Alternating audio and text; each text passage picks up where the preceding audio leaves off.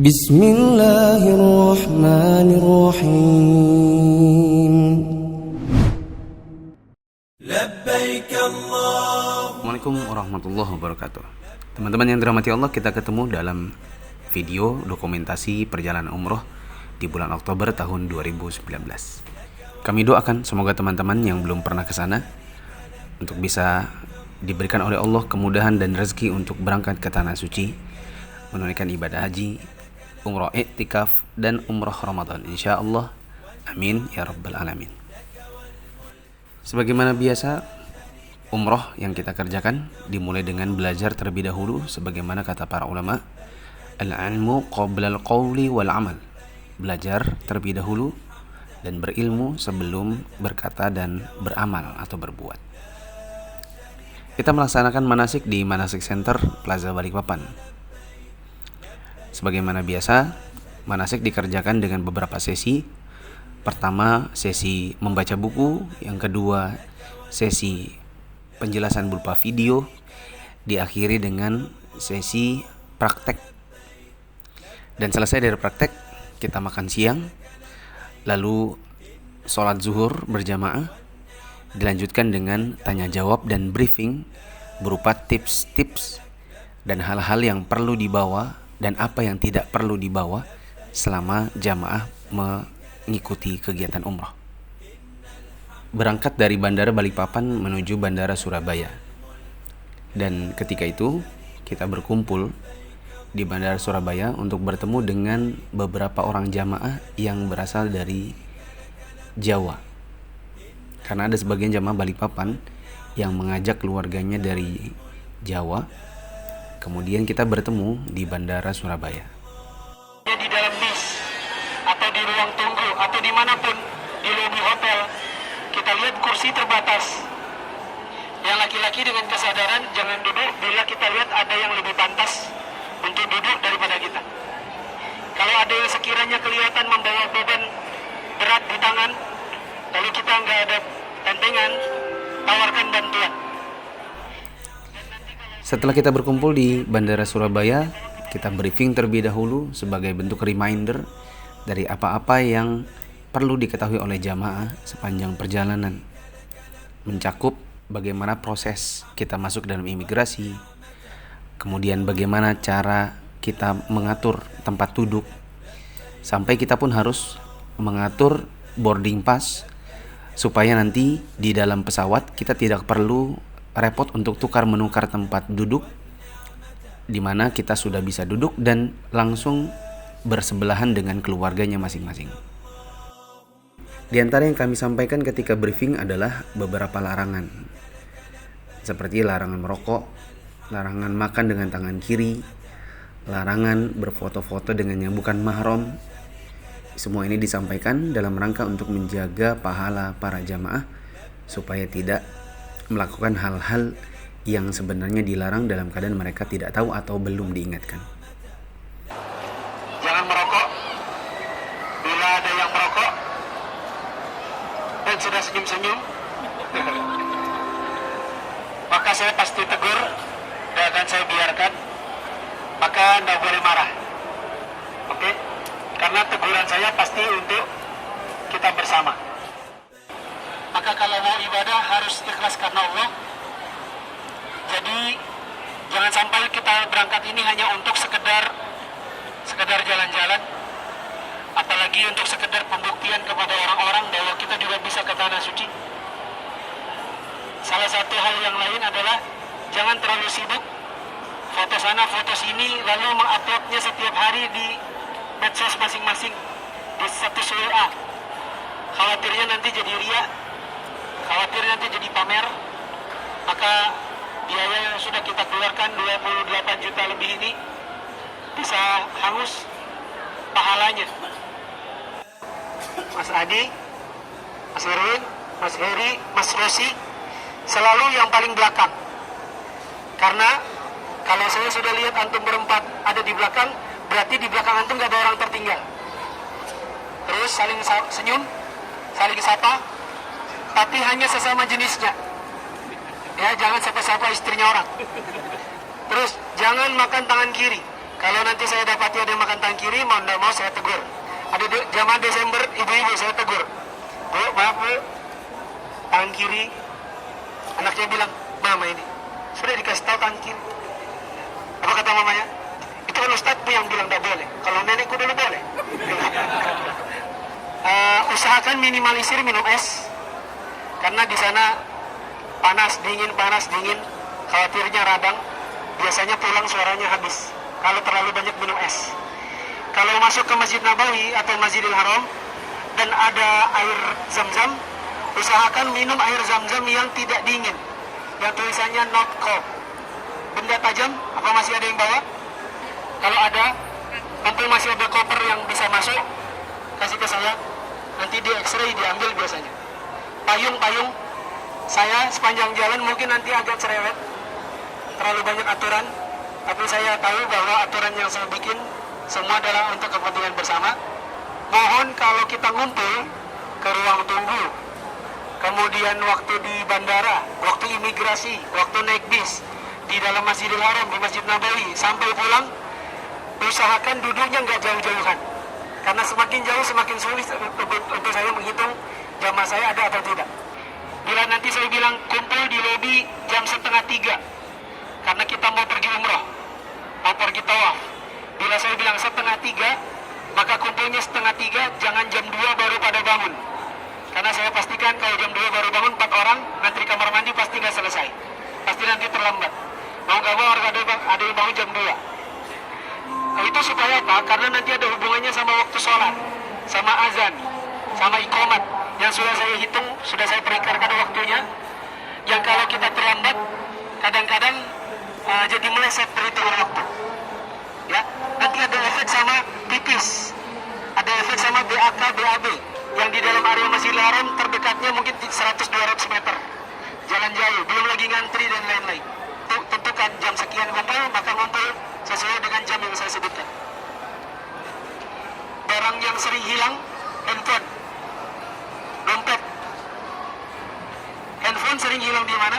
Hilang di kantong kendaraan, di kursi di depannya. Kadang ketinggalan di kursi bis, kadang ketinggalan di kursi pesawat. Maka sebelum meninggalkan kendaraan, pastikan dulu tempat-tempat yang sekiranya biasa ada ketinggalan diperiksa dulu. Terus yang juga sering hilang adalah uang, meskipun dalam tas. Misalnya di dalam Masjidil Haram atau di Masjid Nabawi, kalau dalam keramaian, maka tasnya jangan di belakang. Jamaah saya yang saya lupa bulan apa, hilang ada 3 juta di tas, ditarik orang di belakang, lalu dibuka. Salah satu ustadz kita di Balikpapan, ada yang hilang iPad-nya. Waktu lagi desak-desakan, iPad-nya dibuka orang, diambil. Ya. Jadi ketika didesak-desakan, tas ini di depan, taruh selalu di depan. Kalau ada yang tarik-tarik ke belakang, tarik lagi ke depan. Kalau ada tangannya, tangkap tangannya. Nanti di ruang tunggu, saya ambil kembali boarding pass-nya, terus kita coret nomor kursinya, baru kita cocokkan sesuai keluarganya. Bila ada waktu.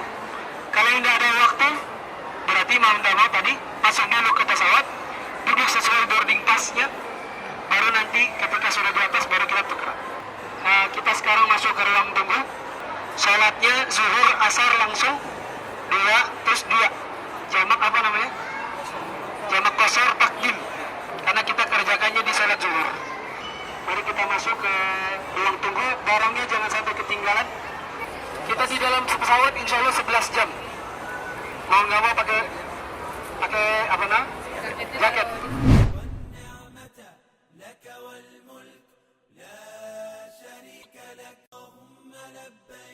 لبيك لا شريك لك لبيك إن الحمد والنعمة. Sebagaimana di dalam keberangkatan bulan-bulan sebelumnya, kalau kita sudah sampai di kota Madinah, maka kita melakukan kegiatan yang sering disebut dengan city tour dalam, yaitu mengunjungi makam Nabi SAW, berziarah ke kubur Baqi' dan masuk ke dalam Raudhah. Sepanjang kita berada di kota Madinah atau Makkah, kita senantiasa mengisi hari-hari dengan kajian-kajian harian Karena di kajian ini kita bisa menambah ilmu, meningkatkan keimanan, dan sekaligus melakukan briefing-briefing yang sangat dibutuhkan agar agenda setiap harinya bisa tertata dengan baik dan dilaksanakan sesuai dengan jadwalnya.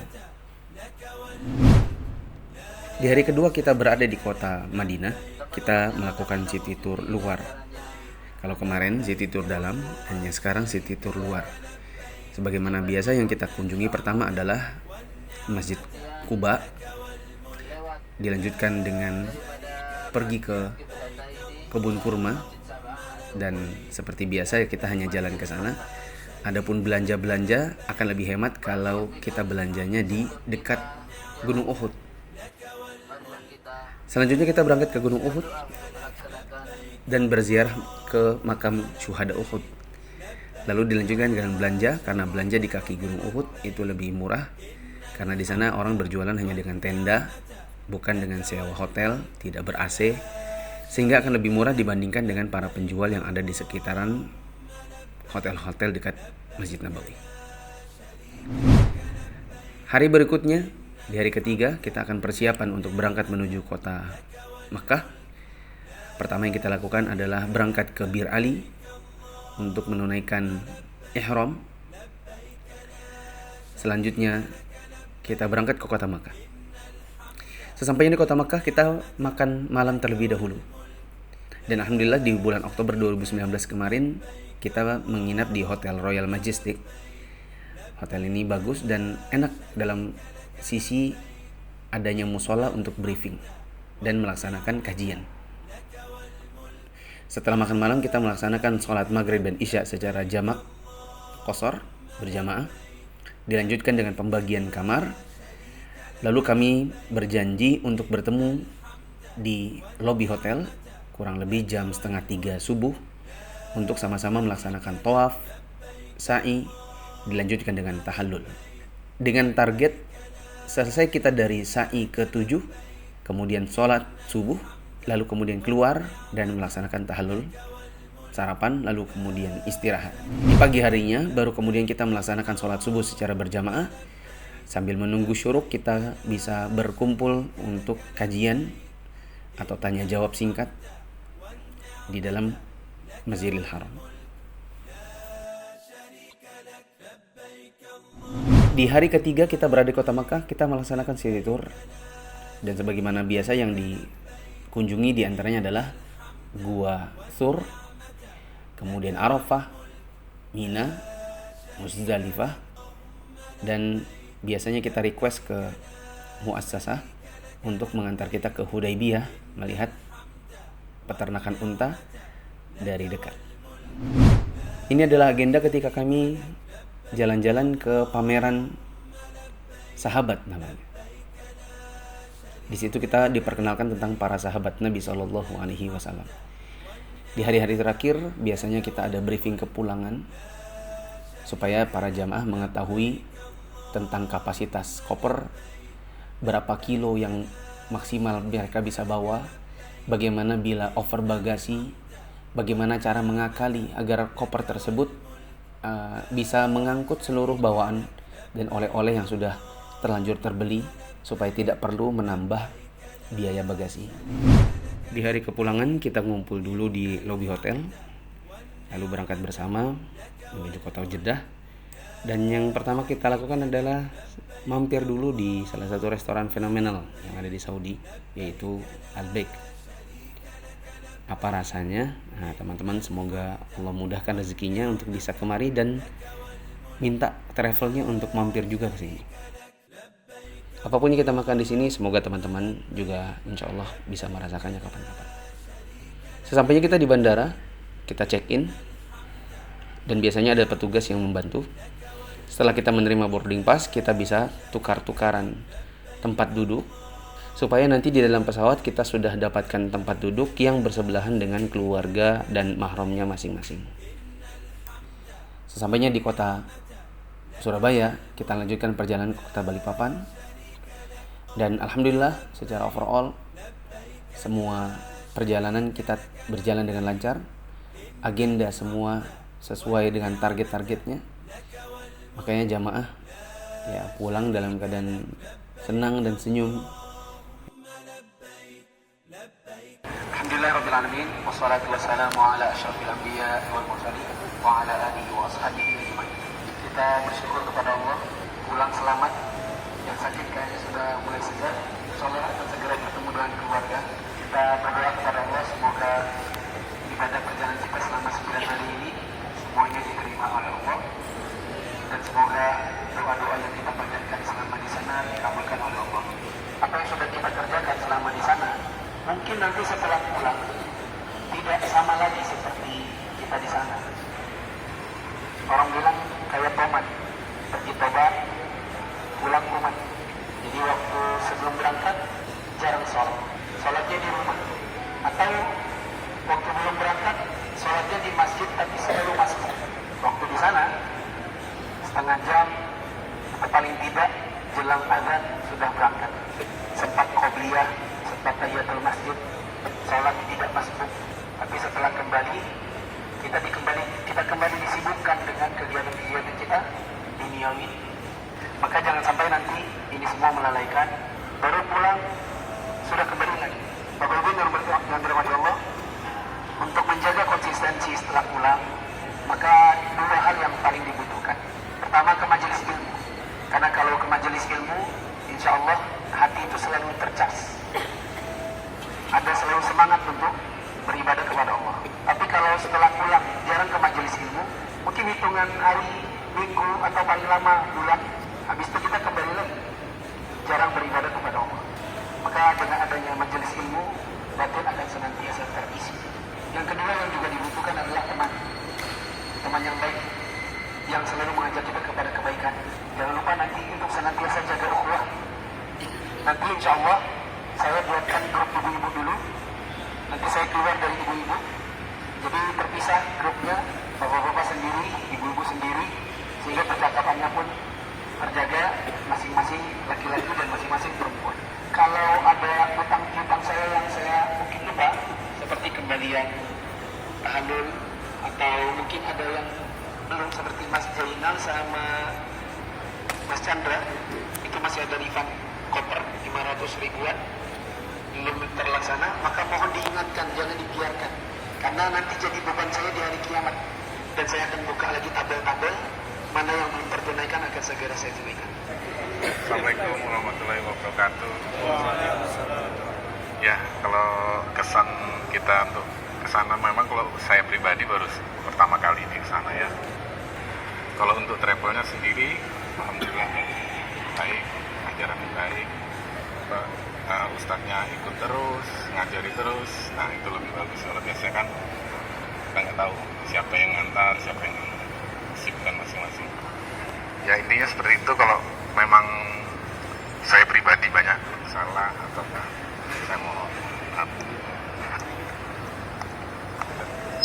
Sudah.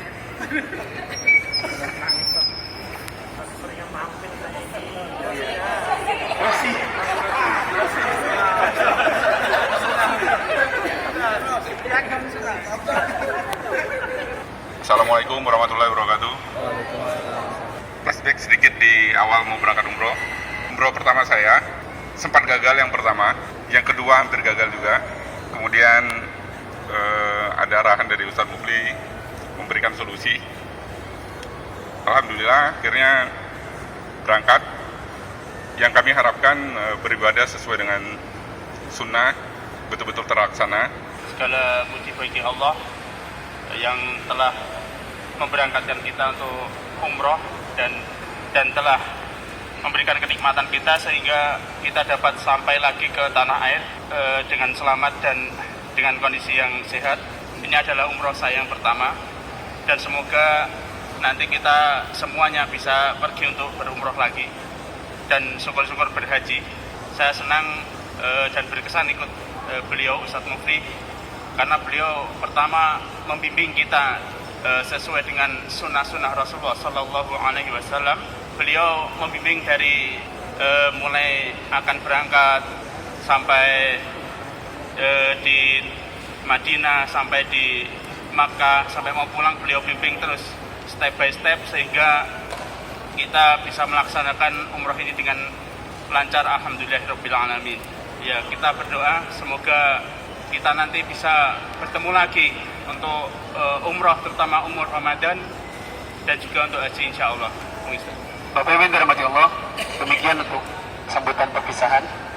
Kalau seandainya sepanjang perjalanan saya ada mengucapkan teguran-teguran, sebagian orang mungkin pernah saya tegur 1-2 kali, maka saya mohon maaf, tapi saya menjaga apa yang saya tegur biasanya hanya demi kemaslahatan bersama, bukan kepentingan pribadi sama sekali.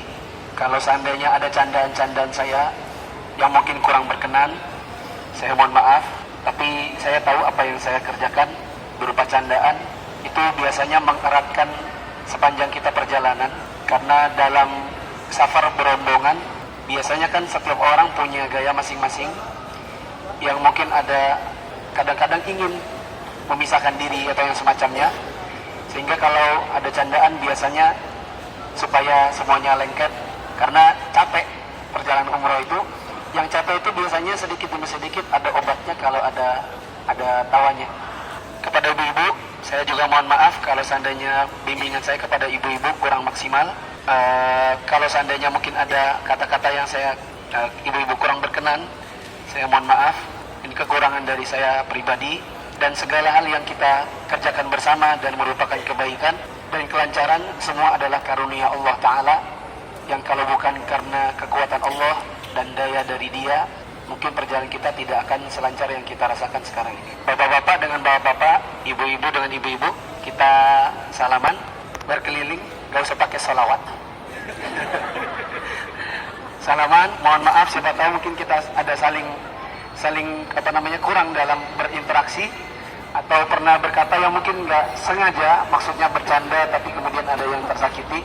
Saya mohon sekali kepada Bapak Ibu, khususnya yang tinggal di Balikpapan, nanti malam saya ada kajian, insya Allah langsung, karena kalau rasa badan kayaknya nggak ada masalah. Malam langsung kajian, kemudian hari Sabtu di Masjid Istiqlal Balikpapan, hari Ahad di Masjid BDI Jabal Suhada, hari Senin di Wika. Siapa tahu kita bisa ketemu lagi di kajian-kajian. Demikian kurang lebihnya mohon maaf.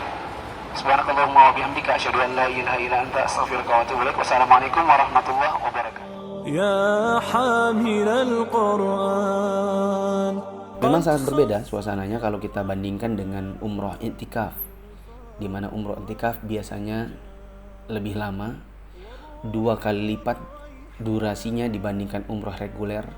Banyak tantangan, banyak perjuangan, banyak kesusahan yang kalau kita pulang dari umroh biasanya suasana haru dan tangis itu menyelimuti. Berbeda halnya kalau di umroh reguler yang lancar, tidak terlalu banyak perjuangan, makan tersedia, hotelnya enak. Ya biasanya jamaahnya pulang dalam keadaan senang, gembira, dan bersuka cita. Demikian saya pribadi sebagai pembimbing, mohon maaf kepada para teman-teman yang ikut di bulan Oktober 2019 bila ada kesalahan-kesalahan. Dan semoga Allah mengizinkan kita kembali untuk pergi bersama melaksanakan ibadah yang lebih tinggi lagi nilainya dibandingkan umroh reguler di bulan Oktober kemarin, yaitu melaksanakan ibadah haji. Dan semoga Allah juga berikan kesempatan untuk melakukan umroh i'tikaf Ramadan di tahun-tahun berikutnya. Assalamualaikum warahmatullahi wabarakatuh. Ya hamilal Quran.